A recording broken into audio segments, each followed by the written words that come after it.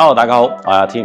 嗱，今日咧想講下呢一個家居風水嘅，點樣離不開睡房啊？如果想知，即刻睇。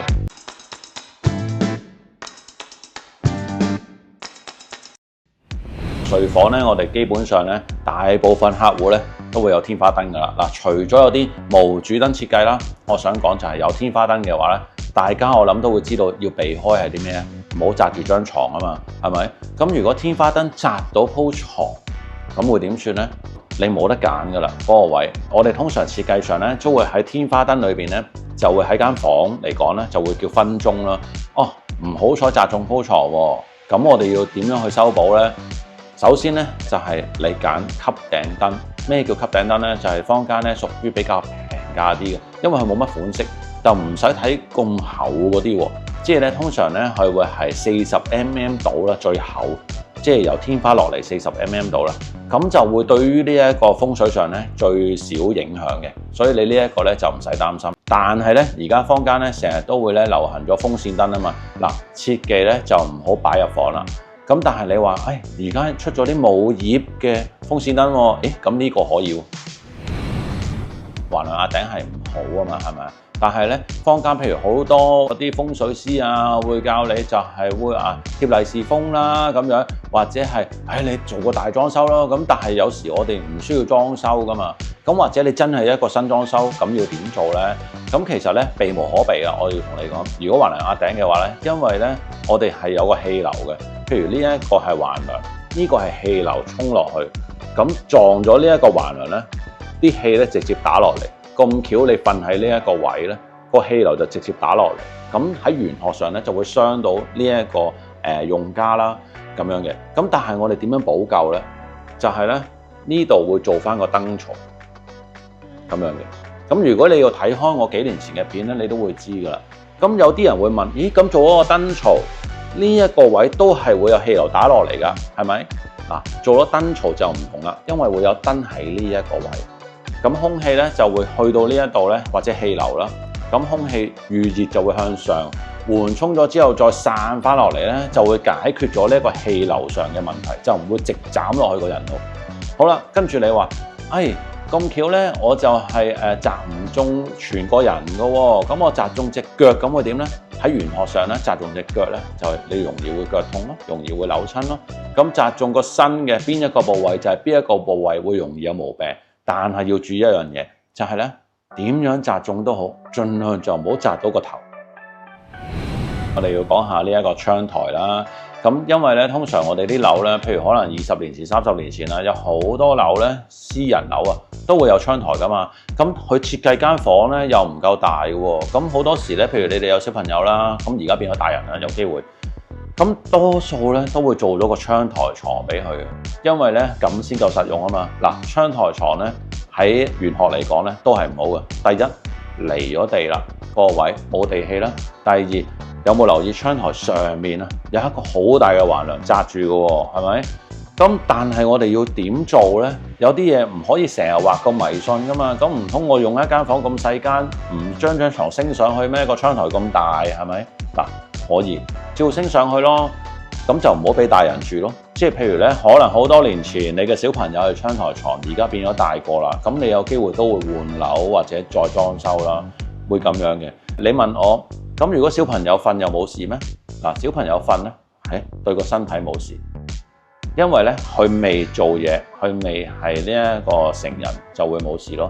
咁但係對於佢嚟講咧，會比較壓力大嘅。嗱，如果你唔相信，你可以問下其他家長，或者你自己去研究下呢樣。小朋友咧，如果瞓窗台床咧，佢個學業上咧會對佢比較大壓力嘅。咁但係如果佢變咗大人咧，記得盡量就係唔好再咁樣瞓啦。床頭板啦，好多時咧，你哋個設計上咧唔係太大啦，間房咁可能個背脊咧，即係嗰個床頭啊，嗰個位咧已經有床頭板啦。咁但係個床頭板裏邊咧，究竟點樣設計咧？嗱，可能20年前咧，經常都會有悶布啊嘛，即係有啲布藝啦，好似做個枕頭仔咁樣箍筍喺度啦，係嘛？但係如果喺玄學上咧，基本上我哋床頭咧就一定要有先。咁究竟咧嗰個飾面係要做啲咩咧？如果你係做悶布咧，就切記就係兩幅好平均啦，因為代表咗感情會分開啦。除非你單身，或者你呢一刻唔需要桃花。好啦，跟住咧第二就係我哋唔整呢個 moon 布咧，咁個高度上要點咧？嗱，高度上其實都有特定範圍㗎。理論上咧，你可以做到好高，咁但係有啲客戶會覺得哇好壓迫喎個感覺，或者阿添，如果我做到咁高咧，又唔整 cushion，好似好唔靚喎。嗱，咁基本上我哋做室內設計，如果又識風水，要點樣去化解咧？最應合大家咧就係離地去到1.3米呢個高度。點解要1.3米咧？因為因應自己嗰張床嘅高度加埋床褥嘅，而且瞓落去個頭呢個床頭板係要過咗你個頭，咁1.3米上咧就應該係冇問題。嗱，喺香港生活咧，基本上咧你擺得落張床啦。假設你係2個人使用嘅呢一間房，大部分人咧都做唔到3邊落床啦。3邊落床只係左右兩邊啦，同埋床尾嗰一邊，咁就為之3邊落床啦。嗱，如果你做到3邊落床咧，呢個格局咧係比較好啲嘅。所以你會留意到咧，富有啲啦嘅觀眾，佢都係大部分3邊落床嘅。如果做到3邊落床咧，你又想風水好嘅話咧，或者係對於夫妻感情會比較好咧，就係兩邊要平衡。點樣為之平衡咧？即係譬如可能嗰個設計裏邊呢一邊係床頭櫃，呢一邊都係床頭櫃。如果係 balance 咧，咁就會 OK 嘅。但係如果你話唔係喎，呢一邊係女主人嘅梳妝台，大過床頭櫃喎，闊啲嘅喎，咁咧好可能咧就會係女主人會話事多啲嘅。嗱，呢一集我會知道咧，好多女嘅觀眾會睇啦，咁你哋自己執生。咁如果咧唔3邊落床，咁啊點計咧？阿添，如果唔3邊落床咧，我哋用翻中國傳統最古老嗰個計法，就係咧男左女右咁瞓，咁就唔會影響咧你哋2個人嘅感情。咁點為之係男左女右咧？即係譬如我而家呢個頭喺呢一度，我係男啊嘛，我瞓左邊，女就瞓右邊咯。咁無論我呢邊係窗台定佢呢邊係窗台，如果你想最好嘅，而又去到咁相信風水嘅，就跟我咁樣講，男左就女右嘅呢一個。嗱，你哋睇落去你自己分啦呢一樣嘢。咁但係如果調轉咗又點咧？嗱，調轉咗嘅話咧，唔代表一定會有問題，但係咧一定會有啲拗頸位喺度。講下床尾呢個位置啦，床尾咧即係咧你哋對腳前面嗰個位置或者嗰個方位啦，係咪？但好多時咧譬如基層啲嘅觀眾啦，嗰個腳咧冇空位噶咯喎，係衣櫃嚟噶咯喎，咁我用呢一組衣櫃咧，我企喺張床度用噶喎，係咪？嗱，其實咧都啱噶喎，我哋咧要盡量留咗呢一個空位。點解咧？呢個空位咧喺玄學上咧前啱咁解，你越闊落越深，呢個空位呢個空間代表你係聚財。嗱，好多時你可能上網都揾唔到噶呢啲資料，呢啲憑經驗啦，我就會。所以咧，如果你有啲咩雜物啊嗰啲嘢咧，就唔好擺落呢個吉位度。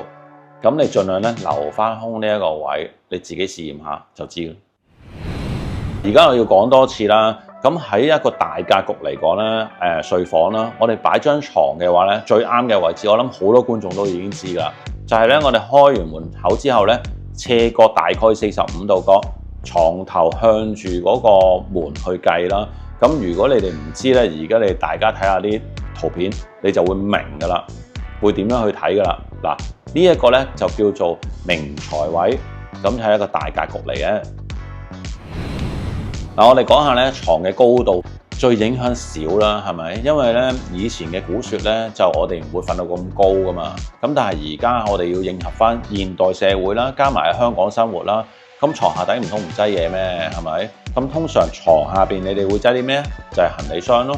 咁行李箱嘅話，咁我哋張床要做幾高啊？最少400mm咯，係咪？咁有啲大啲行李箱就做500mm咯。咁即係咧唔計床褥，你已經離地500mm咯。500mm係啲咩咧？就係你喺辦公室坐緊張凳，去到地下嗰個位置嚟㗎個大概。咁如果你500mm再加張床褥，床褥咧，譬如可能200mm都叫做正常。有啲人中意薄啲，有啲人仲要厚啲嘅。咁我要話俾大家知，因為咧喺玄學上咧係屬於一個吸地氣啦，你唔可以瞓到嚟咁高㗎。其實喺古代嚟講咧，係再低啲咧係仲好啲啦。咁但係而家唔同咗啦，咁所以咧你哋要留意住一樣嘢，就係咧你哋上到去你瞓嗰個位咧700mm就係盡㗎啦。你再高咧風水冇咁好啦。第二，人體工學咧你有機會掉腳嘅。咁當然啦，每個人嘅高位唔同啦。譬如我自己我要再高啲嘅，咁我又唔理呢啲嘢啦。咁但係咧，你哋就要去考量翻呢樣。喺睡房上咧，鏡咧就無可避免嘅啦，係咪？咁譬如你可能梳妝台啦，咁有時咧你都會有啲設計師會設計到我哋揭鏡式噶嘛，即係揭蓋式嘅鏡啦，喺梳妝台裏邊唔用冚翻埋去啦。咁但係咧，我有冇啲集數講過呢一個好麻煩嘅。咁但係咧，如果你話唔係喎，咁我化妝都要鏡㗎，咁我係咪冚埋佢咧？嗱，如果你相信風水咧，其實係嘅喎，唔用嗰陣時冚埋佢咯。咁我全身鏡咧，咁我喺睡房裏邊都要照下鏡，咁點算咧？咁好多時就會設計到就係喺櫃門入邊啦，或者係衣櫃入邊嘅咯喎。諗漏咗一樣嘢喎，有時咧而家嗰啲設計越嚟越靚啊嘛，有啲衣櫃咧係會嗰啲櫃門會做咗玻璃，嗱做咗玻璃咧冇問題，唔好反射到自己鋪床，就算反射都得。唔好影到自己鋪床咯，但係我諗大部分觀眾睇得我咧，都應該間房係會照到嘅。你個衣櫃，除非你係300尺啦，你間房係咪？咁但係咧，如果你咁樣做咧，你就要避開咗一樣嘢咧。首先你一定要揀有玻璃成分嘅櫃門，就唔好揀啲黑色啊，或者照射到張床啦。咁如果你話，我都係唔揀呢啲啦，咁但係鏡就避無可避，咁點算呢？咁你鏡咪擠翻入去嗰個衣櫃入邊去設計咯。咁你梳妝台嘅鏡亦都係喺梳妝台裏邊度設計咯，唔用可以冚得翻埋咯。咁但係呢，如果你話，我真係冇辦法會照到自己鋪床，咁你要點算呢？呢一個呢就會影響住你嘅精神問題，同埋呢會容易啲成日會有啲長期嘅小病患。嗱，唔代表係一啲大病，係會成日咧，你可能感冒啦、傷風啊嗰啲嘢咳啊，但係成日都糾纏住自己嘅，好完未清咧又嚟過，會咁樣嘅。咁另外仲有嘅就係你個人會特別攰嘅，加埋有啲古説啦，就會話如果鏡照到自己鋪床咧，就會係容易招陰嘅。咁但係呢一個我就未有實證考究過，只不過我會覺得係會影響思路咯，成日會發白日夢啊、放空啊咁樣嘅。譬如主人房啦，都會有套廁或者叫主廁啦，係咪？你嘅職啊，即係香港咁多年歷史裏邊啦，大部分觀眾啦，我唔講啲超級豪宅或者改咗間隔啦，套廁門或者叫主廁門啦，會對住自己鋪床嘅，尤其是係床尾嘅，有啲地方可能係床頭添嘅，會咁樣。咁其實喺風水上極度唔好嘅喎，你可能會 challenge 翻我啦。咁喂，咁呢啲客都係屬於中產以上或者中產啦，都 OK 啊，係咪？咁其實香港最辛苦嘅人係咩啊？咪就係中產咯，啱嘛？嗱，呢一個咧唔係影響財嘅，影響身體嘅。其實可以研究下㗎，係咪中產咧係身體係特別多毛病啦？咁當然老人家都會啦。咁但係我而家講翻風水先，如果你遇到咁嘅情況點做咧？如果你係一個大裝修嘅，將佢做隱藏門，或者直接避開佢。嗱，風水好講避嘅，就唔好講話對行啦，擋或者避啦。咁如果你做一個大裝修，將個門口改咗第二個位啦，咁但係呢一個大裝修啫，點解我要講到大裝修呢？因為你改得間隔嘅話呢，就要做好多嘢啦嘛。譬如隱藏門，你都要做好多嘢嘅。咁但係如果你話我最簡單嘅方法係點呢？就係將個掩門變成趟門。咁當然都要做裝修嘅，有少少嘅，但係咧呢一個成本係最細嘅。嗱，好多觀眾可能會問我，點解做咗隱藏門會冇問題？因為咧做咗隱藏門咧，我哋望唔到個門框，咁咧我哋嘅視覺上大腦咧就會覺得嗰幅嘢咧，嗰幅牆咧就係保護色嚟，冇門口噶啦咁樣。但係呢一個係呃自己，但係呃自己咧係有用嘅喎，喺玄學上。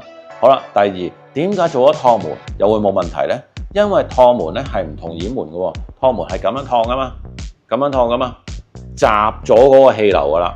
呢一個只要你常關就冇事。嗱，咁今日咧講呢一個睡房嘅簡易風水啦，咁我諗大家都應該明白晒啦，或者遇到一啲痛點，知道應該點樣解決噶啦。如果咧你想我繼續再講關於風水或者設計、裝修各樣嘢嘅，咁啊希望你多啲留言話俾我知，睇下我有啲咩主題可以同大家繼續講。我哋下集再見，拜拜。